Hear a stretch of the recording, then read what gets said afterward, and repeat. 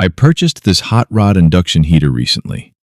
Up until now, when I've needed to remove stabilizer links for suspension work, I found getting the nut off without damaging the link to be difficult.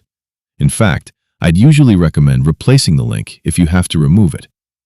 However, I decided to give this induction heater a try while doing a wheel bearing on this 2014 Explorer.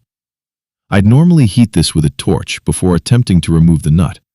However, that will many times melt the rubber seal on the link. Let's see if this actually works. You can see it's starting to heat the nut. Notice the plastic Loctite starting to melt out the nut.